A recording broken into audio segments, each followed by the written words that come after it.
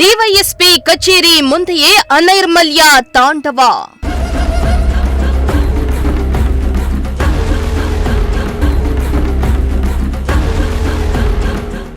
ಗಲೀಜು ನೀರು ಮುಂದೆ ಹೋಗದೆ ಗಬ್ಬೆದ್ದು ನಾರ್ತಿದೆ ಚರಂಡಿ.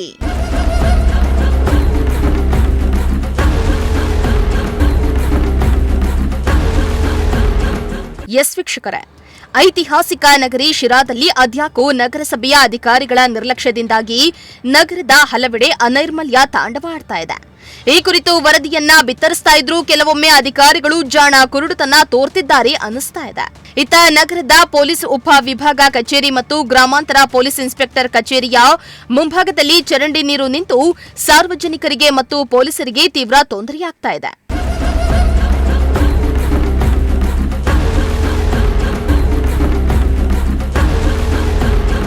ಹೌದು, ತ್ಯಾಜ್ಯದಿಂದ ಚರಂಡಿ ಕಟ್ಟಿಕೊಳ್ಳಲು ಅವೈಜ್ಞಾನಿಕ ಕಾಮಗಾರಿಯೇ ಇದಕ್ಕೆ ಪ್ರಮುಖ ಕಾರಣ ಆಗಿದೆ. ಈ ಚರಂಡಿ ದುರ್ವಾಸನೆ ಮತ್ತು ಸಾಂಕ್ರಾಮಿಕ ರೋಗಗಳ ಭೀತಿಯನ್ನ ಉಂಟು ಮಾಡ್ತಾ ಇದೆ. ಚರಂಡಿ ಸ್ವಚ್ಛತೆ ಇಲ್ಲದೆ ಅನೈರ್ಮಲ್ಯ ತಾಂಡವಾಡ್ತಾ ಇದೆ. ನಗರಸಭೆ ವ್ಯಾಪ್ತಿಗೆ ಒಳಪಟ್ಟಿರುವ ಶಿರಾ ಅಮರಾಪುರ ರಸ್ತೆಯ ಮತ್ತು ಚಂಗವರ ವೃತ್ತದಲ್ಲಿರುವ ಈ ಕಚೇರಿ ಮತ್ತು ಇದರ ಹಿಂದಿನ ಆವರಣದಲ್ಲಿ ಹಲವಾರು ಪೊಲೀಸ್ ಕುಟುಂಬಗಳು ವಾಸಿಸ್ತಾ ಇದ್ದು, ವರ್ಷಗಳ ಹಿಂದೆ ಅವೈಜ್ಞಾನಿಕ ಕ್ರಮ ಅನುಸರಿಸಿ ಚರಂಡಿ ನಿರ್ಮಿಸಲಾಗಿದೆ. ಇದರಿಂದ ಚರಂಡಿಯಲ್ಲಿ ನೀರು ಸರಾಗವಾಗಿ ಹರಿಯದೆ ಒಂದೇ ಕಡೆ ನಿಂತು ಗಬ್ಬೆದ್ದು ನಾರ್ತಾ ಇದೆ.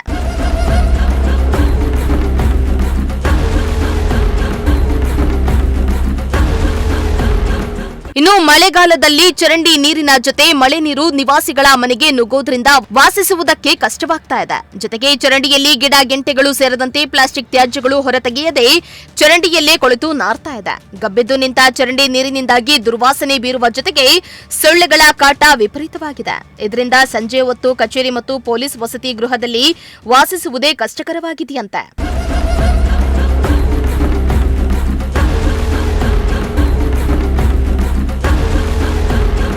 ಇನ್ನಾದರೂ ನಗರಸಭೆಯ ಅಧಿಕಾರಿಗಳು ಈ ಕೂಡಲೇ ಪೊಲೀಸ್ ಇಲಾಖೆಯ ಬಳಿ ಇರುವ ಚರಂಡಿಯನ್ನ ಸ್ವಚ್ಛಗೊಳಿಸಿ ಪೊಲೀಸ್ ಅಧಿಕಾರಿಗಳನ್ನ ಅನಾರೋಗ್ಯದಿಂದ ಕಾಪಾಡ್ತಾರಾ ಎಂದು ಕಾದು ನೋಡಬೇಕಾಗಿದೆ. ಶ್ರೀಮಂತ ಪ್ರಜಾಶಕ್ತಿ ಟಿವಿ, ಶಿರಾ.